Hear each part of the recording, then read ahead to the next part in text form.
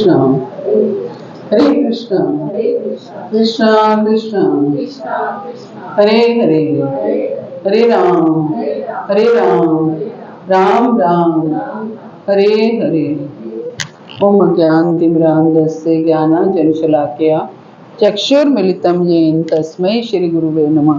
श्रीचैतन्यमनोभीष्टं स्थापितं येन भूतले स्वयं रूप कदा मह्यं ददाति स्वपदान्तिकम्। वन्देऽहं श्रीगुरो श्रीयुतपत्कमलं श्रीगुरून् वैष्णवांशं श्रीरूपं साग्रजातं सहगण रघुनाथान्वितं तं सजीवं साद्वैतं सावधूतं परिजन सहितं कृष्ण चैतन्य देवं श्री राधा कृष्ण पादान सहगण ललिता श्री विशाखान्वितांच। हे कृष्ण करुणा सिंधु दीन बंधो जगतपते गोपेश गोपिका कांत राधा कांत नमस्तुते। तप्त कांचन गौरांगी श्री राधे वृंदावनेश्वरी वृषभानु सुते देवी प्रणमामि हरि प्रिये। वाञ्छा कल्पतरुभ्यश्च कृपा सिन्धुभ्यैव च पतितानां पावनेभ्यो वैष्णवेभ्यो नमो नमः। जय श्री कृष्ण चैतन्य प्रभु नित्यानंद श्री अद्वैत गदाधर श्रीवासादि गौर भक्त वृंद। हरे कृष्णा कृष्णा कृष्णा हरे हरे हरे राम राम राम हरे हरे। ओम नमो भगवते वासुदेवाय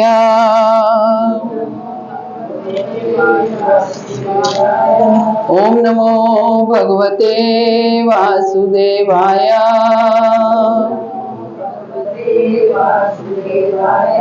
ओम नमो भगवते वासुदेवाय।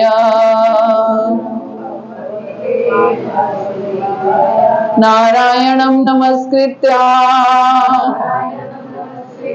नरं चैव नरोत्तमं देवीं सरस्वतीं व्यासा ततो जयमुदीरये। नष्टायेषु अभद्रेषु नित्यं भागवत सेवया भगवती उत्तम श्लोके भक्तिर्भवति नैष्ठिकी। ग्रंथराज श्रीमद् भागवतम की जय। ग्रंथराज श्रीमद् भागवतम स्कंद 5 अध्याय 13 में से आज हम पढ़ेंगे राजा रहुगण और जड़ भरत के बीच की वार्ता। क्योंकि दोनों ही ऐसे महानुभाव हैं कि जो जड़ भरत हैं वो तो भक्त हैं, ऊपर से वो ये दिखा रहे हैं कि वो एक मूर्ख व्यक्ति, मूढ़ व्यक्ति और गूंगे बहरे ऐसा दिखा रहे हैं, लेकिन भीतर से वो पक्के भक्त हैं। और राजा रहुगण जो हैं वो ऐसे महानुभाव हैं जो जड़ भरत के अंदर के भक्त को पहचान रहे हैं, है ना। भले ही वो ऊपर से मूढ़मती दिखा रहे हैं अपने आप को, लेकिन हालांकि पहली बार में वो उनको मूढ़मती ही समझे, लेकिन बहुत ही जल्द वो उनके अंदर के भक्त को पहचान पाए। तो किसी के कभी कभी ऐसा होता है, कोई व्यक्ति ऊपर से भक्त दिखे ना दिखे लेकिन अंदर से भक्त होता है, और कोई कोई व्यक्ति ऐसा होता है जो अंदर से भक्त हो ना लेकिन ऊपर से भक्त दिखाता है। तो हमें क्या करना है, हमें अंदर से भक्त बनना है, अंदर से भक्त बनना है।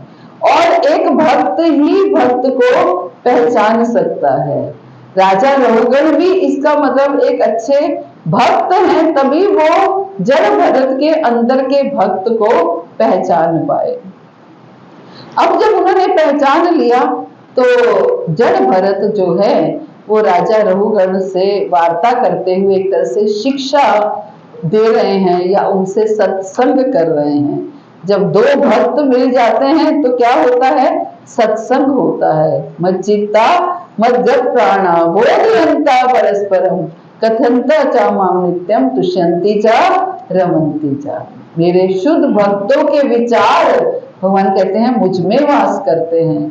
वो जब भी मिलते हैं तो मेरे बारे में ही बात करते हैं, मेरी ही चर्चा करते हैं, और ऐसा करते हुए उन्हें बड़ा आनंद का अनुभव होता है। तो ये शुद्ध भक्त का पहचान है। एक भक्त जो है दूसरे भक्त से मिलेगा अगर, तो कभी भी इधर उधर की चर्चा नहीं करेगा, कभी भी किसी की निंदा, किसी की चुगली, कोई इधर की बात उधर की बात, कोई नहीं। केवल और केवल भगवान की बात, भगवान के भक्तों की बात, भगवान की चर्चा, भगवान के प्रचार के लिए योजनाएं बनाना, बस भक्त इस तरीके से बात करेगा और उसके अलावा कोई भी बात नहीं करेगा।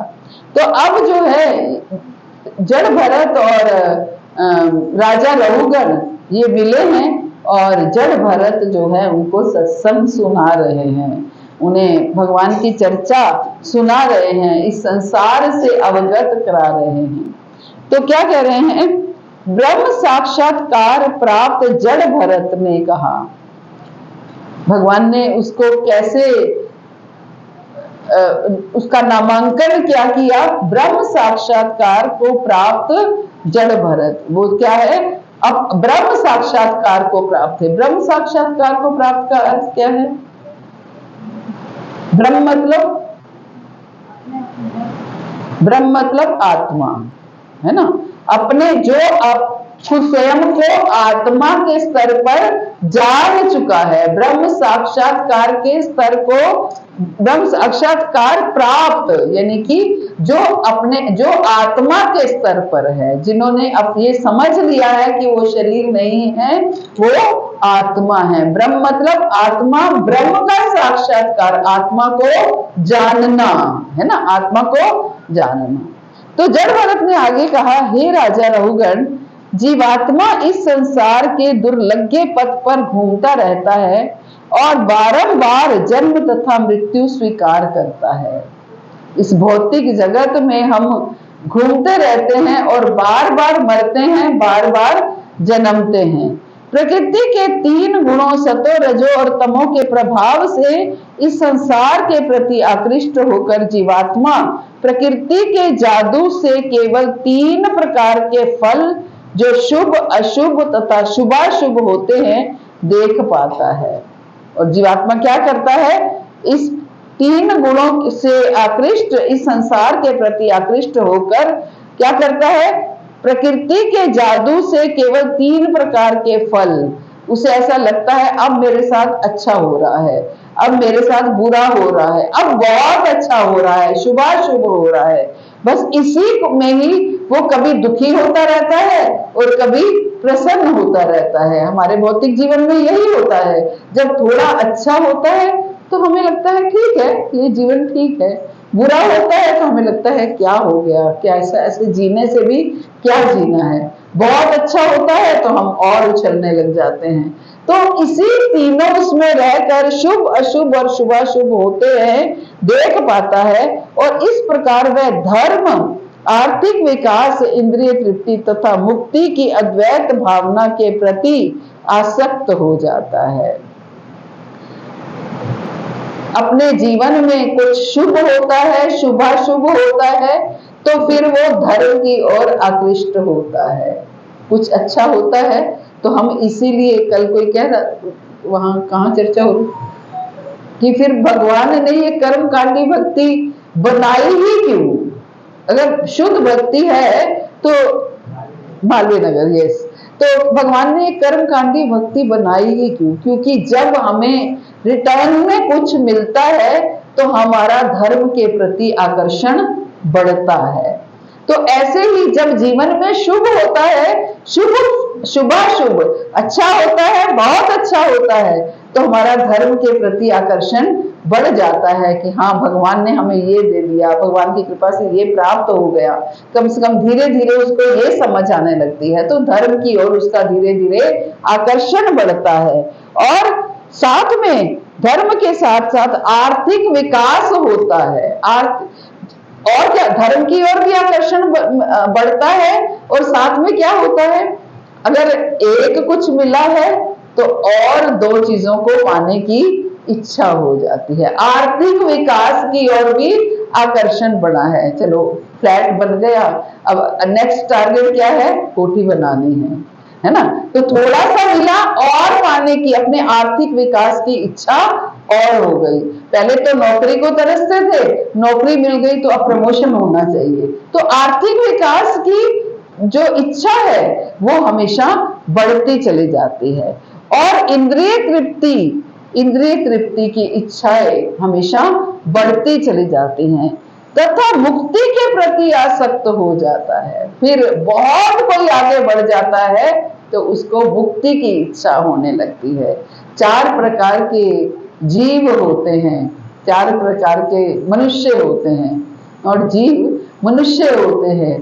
कौन कौन से, एक तो कर्मी होते हैं, एक ज्ञानी होते हैं, एक सिद्धिकामी होते हैं, और एक मुक्तिकामी होते हैं, और चौथे भक्त होते हैं, है ना। पहले कौन होते हैं, कर्मी, जो भुक्तिकामी होते हैं। कर्मी कौन होते हैं, भुक्तिकामी। उनको क्या इच्छा होती है कि मुझे और ज्यादा से ज्यादा भोग प्राप्त हो, कि मैं उसके लिए उसको, अगर धर्म की ओर भी बढ़ते हैं तो भोग प्राप्त करने के लिए बढ़ते हैं, है ना। कर्मी जो होते हैं वो मुक्तिकामी होते हैं। उसके बाद दूसरे होते हैं योगी। योगी योगी कौन होते हैं, योगी वो होते हैं जो, जिनको ज्ञान हो जाता है, जिनको ये जो सिद्धि कामी होते हैं। योगी कौन होते हैं, जो सिद्धि कामी होते हैं, जिनको वो धर्म किस लिए करते हैं, ताकि उन्हें कोई सिद्धियां प्राप्त हो जाएं। हाथ रगड़ा, उससे मिट्टी निकाल दी कि वो बड़े सिद्धि प्राप्त है, वो मिट्टी भभूत किसी को भी दे दी, चल तेरा काम बन जाएगा, वहां की भभूत हम खाते हैं तो हमारा काम बन जाता है। तो इस तरीके से उनको ऐसी सिद्धियां प्राप्त होती हैं कि वो किसी को भी कुछ ऐसा, पानी पर चल रहे हैं, अणिमा लघिमा, ऐसी सिद्धियां उनको प्राप्त होती हैं। तो ये क्या होते हैं, सिद्धि कामी। योगी जो होते हैं वो सिद्धि कामी होते हैं। उसके बाद ज्ञानी। ज्ञानी कौन होते हैं, ज्ञानी वो होते हैं जो मुक्ति कामी होते हैं। उनको ना तो भोगों की इच्छा होती है, ना सिद्धियों की इच्छा होती है। उनको किस चीज की इच्छा होती है, मुक्ति की इच्छा होती है। तो एक तरह से सबसे पहली स्टेज क्या है, कर्मी की है। कर्मी जो कि भुक्ति कामी होता है। अगली थोड़ा सा वो आगे बढ़ता है तो सिद्धि कामी की स्टेज आती है, सिद्धियों की इच्छा होती है। थोड़ा सा और आगे बढ़ता है तो जो क्या है वो ज्ञानी, यानी कि मुक्ति कामी, है ना, मुक्ति कामी, मुक्ति की इच्छा होने लगती है। तो अंतिम भक्त होता है ना, भक्त होता है। कर्मी, योगी, ज्ञानी और भक्त। भक्त क्या होता है, भक्त निष्काम होता है। कृष्ण भक्त निष्काम अतैव शांत, भुक्ति मुक्ति सिद्धि कामी सकले अशांत। चाहे किसी को भोगों की इच्छा है, चाहे किसी को सिद्धियों की इच्छा है, चाहे किसी को मुक्ति की इच्छा है, वो सब शांत रहते हैं। लेकिन कृष्ण भक्त एकदम शांत रहता है, क्योंकि उसको कोई भी इच्छा नहीं है। जिसको मुक्ति की भी इच्छा है वो भी हर समय वही प्रयास करता रहेगा कि मैं कैसे मुक्ति प्राप्त हो जाए। लेकिन कृष्ण भक्त को ये लगता है कि भले ही मुझे बार बार भले ही आना पड़े, लेकिन मुझे कृष्ण की सेवा प्राप्त हो जाए। मैं कृष्ण की सेवा में लगा रहूं, भले ही मैं स्वर्ग में रहूं, नरक में रहूं, भूलोक में रहूं, या भगवान के धाम में चला जाऊं, किसी भी तरीके से भगवान के धाम के बारे में अल्टीमेटम उनको बताया जाता है कि भगवान के हमारा अल्टीमेटली आपको भगवान के धाम तक पहुंचना है। लेकिन सेवा उसको प्राप्त होनी चाहिए, सेवा वो कहीं भी उसको मिल जाए, वो सेवा करना चाहता है ना। तो इस तरीके से ये क्या यही बता रहे हैं कि जो संसार के प्रति आकृष्ट होकर जीवात्मा शुभ और अशुभ और शुभाशुभ होते देख पाता है, और इस प्रकार वो धर्म आर्थिक विकास, इंद्रिय तृप्ति तथा मुक्ति की के प्रति आसक्त हो जाता है। वह उस वणिक के समान अहर्निश कठोर श्रम करता है। वणिक, वणिक किसको कहते हैं? बिजनेसमैन को, है ना। वाणिज्य, वाणिज्य से वणिक, है ना। तो बिजनेस, जो एक बिजनेसमैन है वो अपने बिजनेस को चलाने के लिए अहर्निश दिन रात कठोर परिश्रम करता है।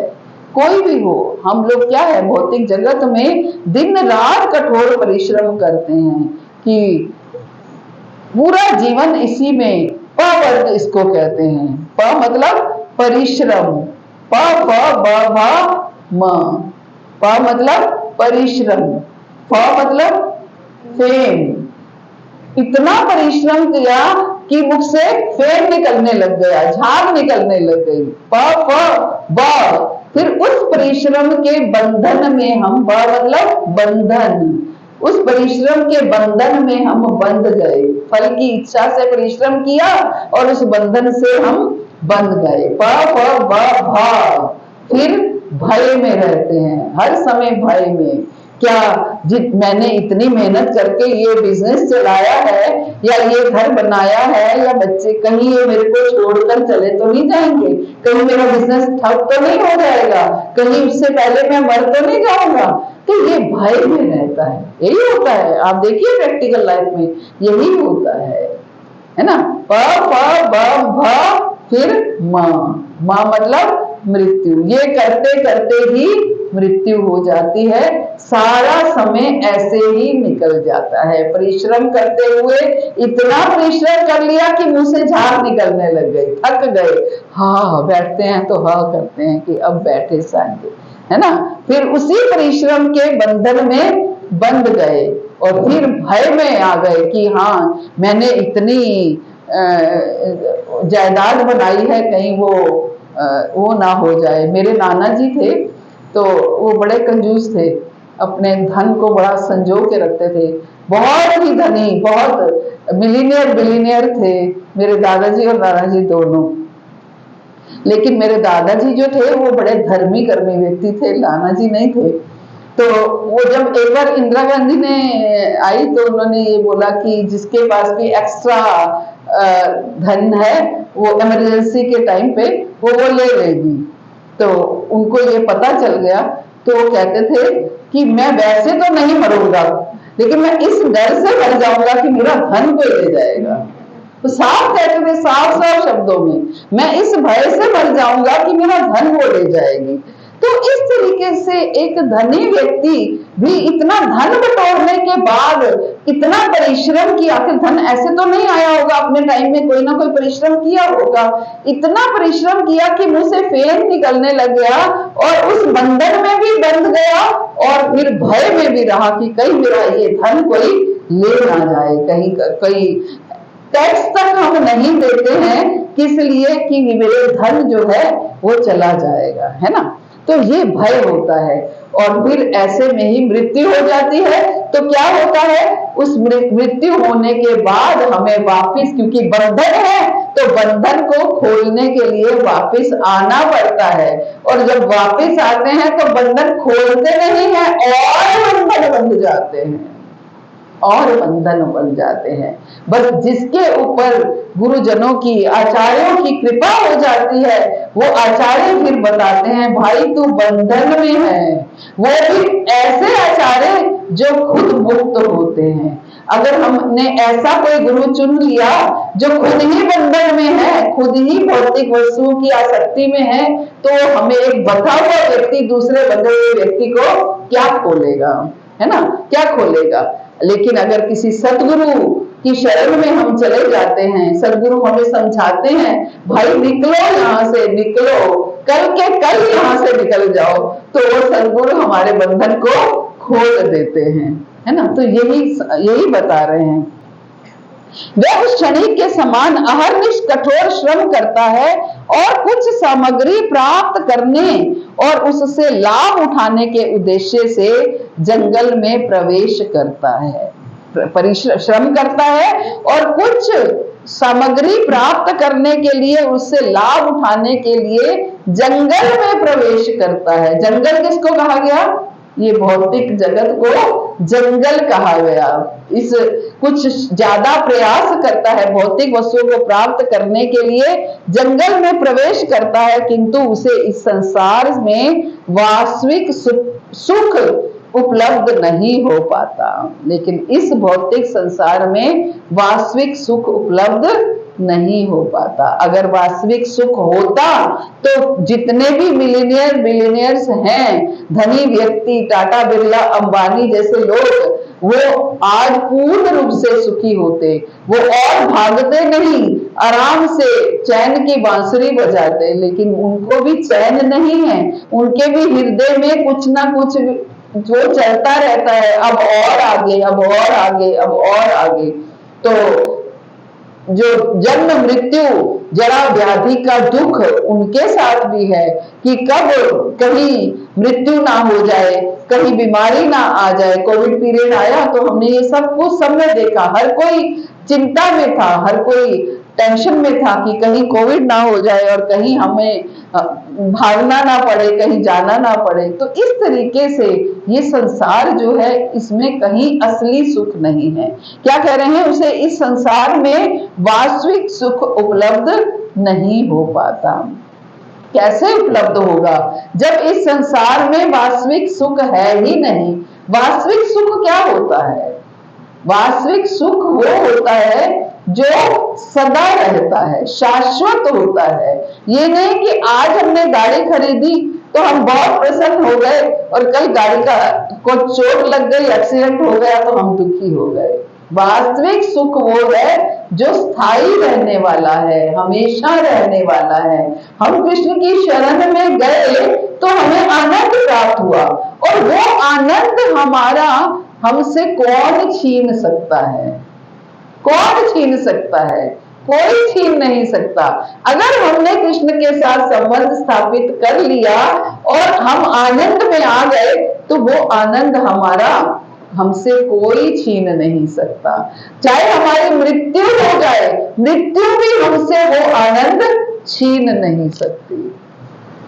मृत्यु भी नहीं छीन सकती, क्योंकि मृत्यु होगी तो अगर हम कृष्ण के साथ दृढ़ता से लगे, जुड़े हुए हैं, तो कृष्ण हमें वापस भले ही इस भौतिक जगत में भेजें हमारे कर्मा के अनुसार, लेकिन वो फिर हमें ऐसे स्थान पर भेजेंगे जहां से फिर से हमारी भक्ति शुरू हो जाएगी, फिर हम कृष्ण के साथ कनेक्टेड हो जाएंगे और फिर आनंद में रहेंगे, है ना। तो जो कृष्ण के साथ संबंध बनाने का आनंद है वो शाश्वत आनंद है, वो कभी समाप्त ना होने वाला आनंद है। जब हम भगवान से जुड़ते हैं, भगवान की सेवा में लगते हैं, तो वो हम शाश्वत आनंद को प्राप्त करते हैं, स्थायी आनंद को प्राप्त करते हैं। तो लेकिन अगर जो भौतिक वस्तुओं का आनंद है वो केवल टेम्परेरी है, शॉर्ट टाइम है, थोड़े समय के लिए है। आप देखिए, हमें हमारा पुत्र आईएएस ऑफिसर बन गया, हमारा पुत्र जो है एक विश्व का नामी ग्रामी डॉक्टर बन गया, इंजीनियर बन गया, तो क्या वो सुख स्थायी है? कल मान लीजिए उस पुत्र को ही कुछ हो जाता है तो क्या वो सुख रहेगा? वो सुख दुख में परिवर्तित हो जाएगा। हम पुराने स्थान जब घर में रहते थे, उधर सबसे पहले हमारे बिल्कुल पड़ोस में एक माताजी प्रभु जी थे, उनका बेटा एमबीबीएस करके आया और अभी आके यहाँ इंटर्नशिप चल रही थी, इंटर्नशिप के बीच में ही एक्सीडेंट हुआ और समाप्त हो गया। तो क्या है, माता पिता ने कितने सपने संजोए होंगे, मेरा बेटा उस समय तो कोई डॉक्टर इंजीनियर बना करता था, मेरा बेटा डॉक्टर बन गया, मैं अब ये होगा वो होगा, कितना खर्च किया होगा। लेकिन जो संसार के सुख हैं वो शाश्वत नहीं है। ठीक है, हमें एक कर्तव्य बुद्धि से सारे काम करने अवश्य हैं, लेकिन हमें ये नहीं सोचना कि यही एंड है। बहुत से लोग कहते हैं मेरा तो जीवन का सपना बस केवल यही है कि मेरे बच्चे अपने पैरों पर खड़े हो जाए, मेरे बच्चे अच्छे से स्टैंड हो जाए, मेरे बच्चे अपना नाम कमाएं। यही सपना नहीं है, सपने हमें बहुत लंबे लंबे लेने हैं। सपना क्या है? मेरा कृष्ण से संबंध स्थापित हो जाए, मेरा भगवान के नाम में रुचि जागृत हो जाए, मैं भगवान के साथ बैठ पाऊं, उठ सकूं, खेल सकूं, नाच सकूं। ये सपना मेरा हर समय चित्त जो है कृष्ण की सेवा में लगा रहे, ये हम सोच सकते हैं। लेकिन अगर भौतिक वस्तुओं की इच्छा रखेंगे, कोई भी भौतिक वस्तु हो, चाहे वो हम धन से रिलेटेड हो, चाहे वो संतान से संबंधित हो, चाहे वो हमारे मान सम्मान से संबंधित हो, वो कोई भी वस्तु ऐसी नहीं है जो शाश्वत रहती हो, जो स्थायी रहती हो। हम देखते हैं आज मोदी जी का इतना नाम है ना, विश्व में उनका नाम है, लेकिन कल अगर उनको गद्दी से वो जब हट जाएंगे तो उनको कौन, उनका कहाँ उनका नाम रहेगा। आज से पहले कितने प्रधानमंत्री हुए, कितने आए, कितने गए, जब जाते हैं तो क्या होता है? कुछ नहीं होता है ना, कुछ नहीं होता है। आप कितने प्रधानमंत्रियों को याद रख पाएंगे? 5-6। आप अपने घर में अपने माता पिता, अपने दादा दादी के ज्यादा माता पिता, इसके ऊपर की जनरेशन को आप नहीं जानते हैं, उनके नाम भी नहीं जानते होंगे, है ना, नाम भी नहीं जानते होंगे। तो इसलिए शाश्वत क्या है? शाश्वत केवल और केवल वो आनंद है जो हमें कृष्ण की सेवा प्राप्त करके, जो हमें कृष्ण से संबंध स्थापित करके जो आनंद प्राप्त होता है, वो केवल शाश्वत है। बाकी सब आनंद जो है वो टेम्परेरी हैं, झूठे हैं। प्रभुपाद क्या कह रहे हैं? ये सरलता से समझ में आता है कि इंद्रिय तृप्ति का मार्ग कितना कठिन तथा दुर्लभ है।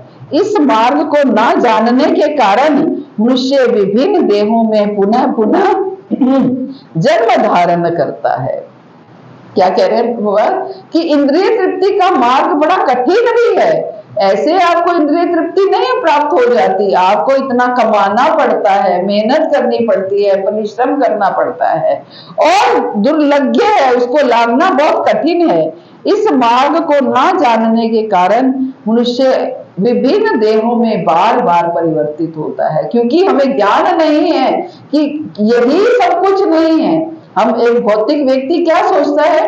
जीवन का यही लक्ष्य है, और प्रगति करना और धन कमाना, छोटा घर बड़ा घर, छोटी गाड़ी बड़ी गाड़ी, यही जीवन का लक्ष्य है। आप किसी से भी पूछेंगे, छोटे बच्चे से भी पूछेंगे कि आपके जीवन का लक्ष्य क्या है, बताओ बेटा आपके जीवन का लक्ष्य क्या है, बताओ,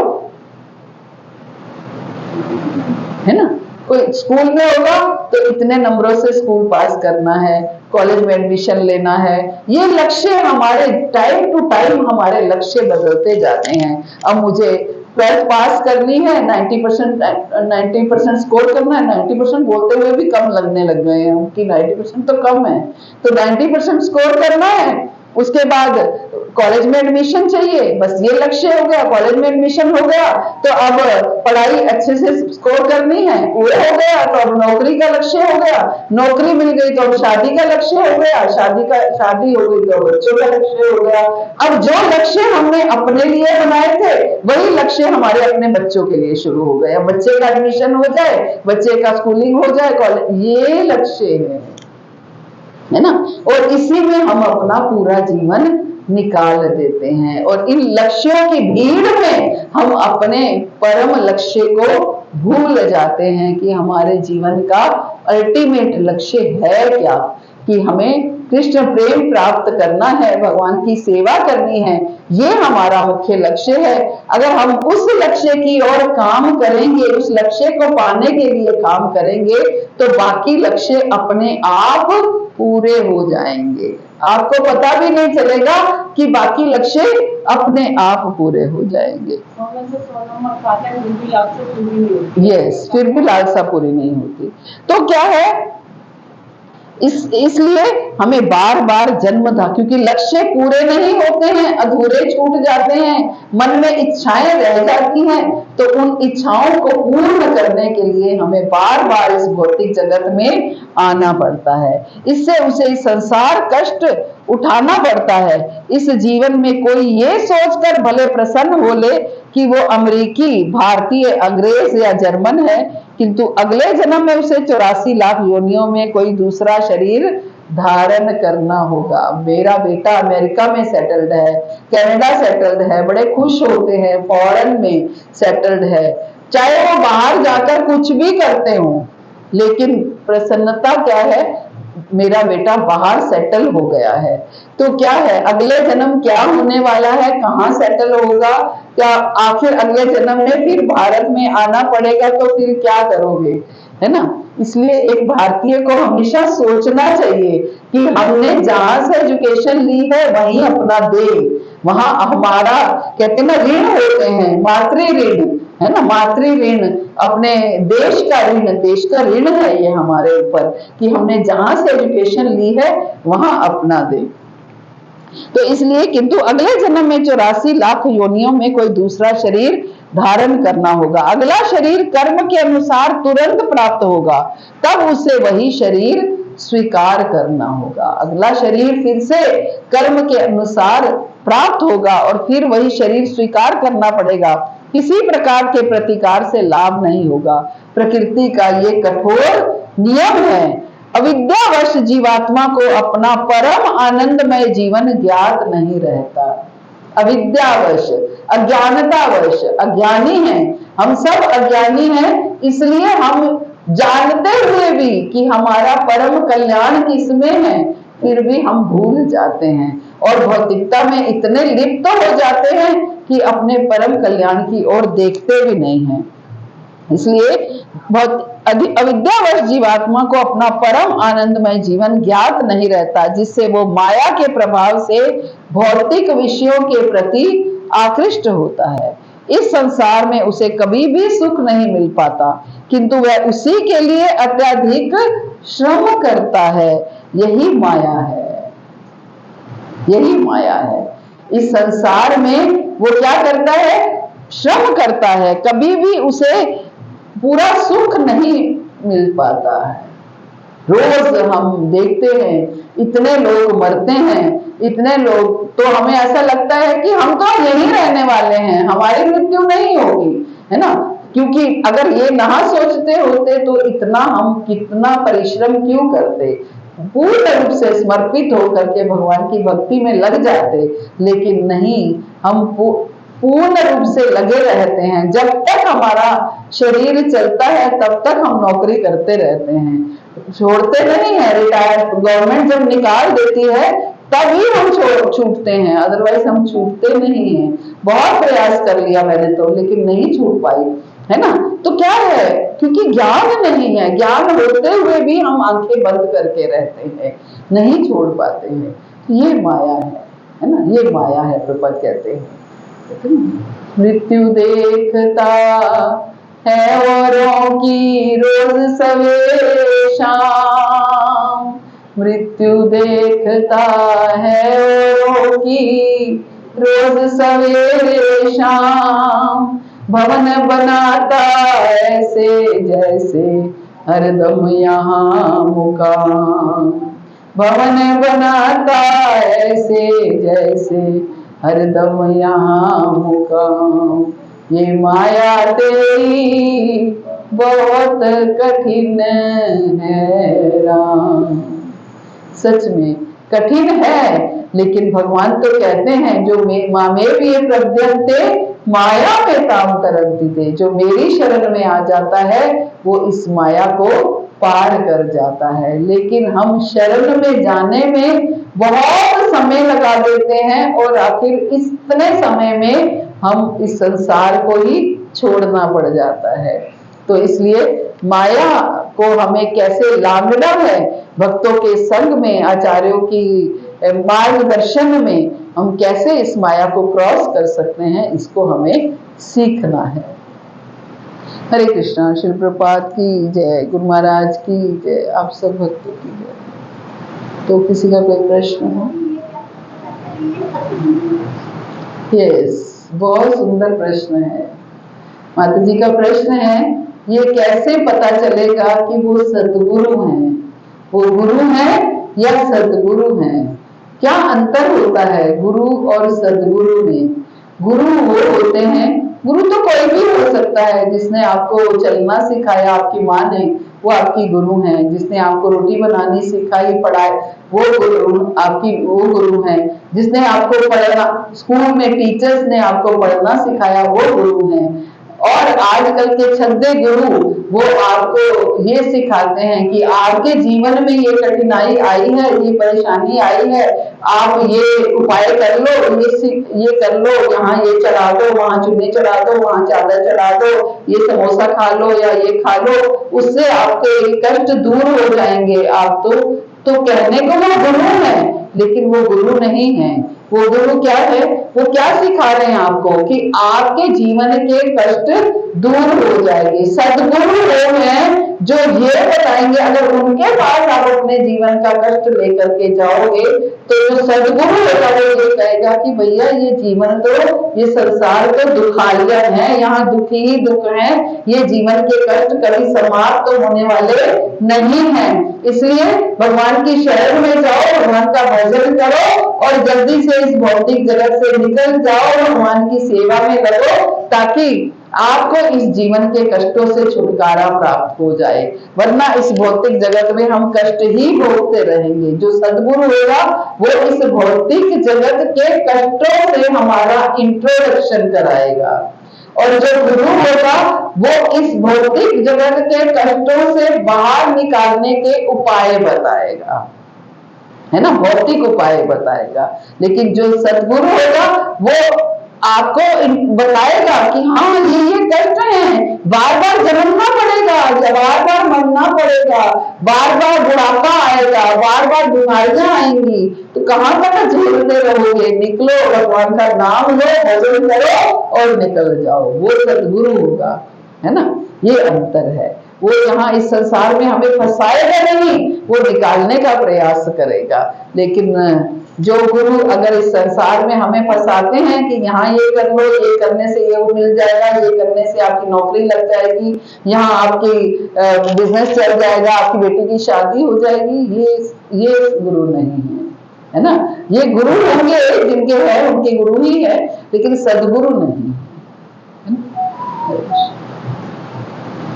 माता जी, ये श्लोक के तात्पर्य में लिखा है कि जन्म के हिसाब से जो है अगला यस यस लेना पड़ता है। यस तो मतलब ये जो पितृ लोग के होते हैं उनको जो तुरंत नहीं मिलता, तो ये किसके लिए कहा गया है? यस, जो पितर लोक में होते हैं उनको तुरंत शरीर नहीं मिलता है। वो क्यों नहीं मिलता है? कि जैसा कि हम इसमें धृतराष्ट्र का उदाहरण ले सकते हैं। धृतराष्ट्र का क्या था कि उनको कोई श्राप मिला था कि उन्होंने किसी बर्ड के, या कुछ मैं भूल रही हूँ स्टोरी, किसी पक्षी के 50 बच्चों का अंडों का वो अंडे तोड़ दिए थे। तो 50 एक तरह से उसने वध किए थे। तो उनको ये श्राप मिला था कि वो आज अगले जन्म में जैसे तुमने मेरे बच्चों की हत्या की है, ऐसे तुम्हारे भी 100 पुत्रों की हत्या होगी। अब 100 पुत्रों की हत्या का श्राप मिला हुआ है, लेकिन हमारे कर्म ही ऐसे नहीं है कि हमारे 100 पुत्र हो पाए। तो उस कर्मास के अनुसार ही हमें, हमारे कर्मास के अनुसार ही तो हमें 100 पुत्र होंगे ना। तो जब तक वो मेरे कर्म अटेन नहीं होंगे, तब तक हमें ऐसा स्थान नहीं मिलेगा जहां 100 पुत्र हो पाए, जहां मैं उस स्थान पे हो पाऊं जहां मुझे 100 पुत्र प्राप्त हो जाए, तो वो तब तक मुझे जन्म नहीं मिलेगा। या दूसरा तरीके से हम समझ सकते हैं कि जिस मेरे कर्मस के अनुसार मुझे जहां जन्म मिलना चाहिए था, जैसा घर मिलना चाहिए था, अभी वो घर तैयार ही नहीं है मेरे लिए। तो जब वो तैयार होगा वैसा माता पिता, घर मतलब वैसे माता पिता, ऐसे माता पिता मुझे मिलेंगे। तो जब तक वो माता पिता अभी रेडी नहीं है मतलब ऐसा जीव नहीं है जिनके उनके भी कर्मास के अनुसार ऐसा पुत्र मिलना चाहिए, दोनों के कर्मास ऐसे होने चाहिए, उनको ऐसा पुत्र मिलेगा, मुझे ऐसे माता पिता मिलेंगे, तो तभी तो वो जो करने के लिए हमें तब तक पितरलोक में वेट करना पड़ता है कि हमारे लिए अभी जैसे हमारे कर्मस के अनुसार माता पिता है, घर है, वो अभी रेडी नहीं है, इसलिए हमें पितरलोक में वेट करना पड़ता है। समझ पाए क्या? यस, जब परिस्थितियां अनुकूल का अर्थ यही है कि हमें वैसा हमारे कर्मस के अनुसार जैसे माता पिता होने चाहिए थे, हमारे कर्मस के अनुसार जैसा घर होना चाहिए था, वैसा घर जब हो जाएगा तब हमें वहां पर हमारा अगला जन्म होगा। तब तक के लिए हमें पितरलोक में वेट करना पड़ेगा। ये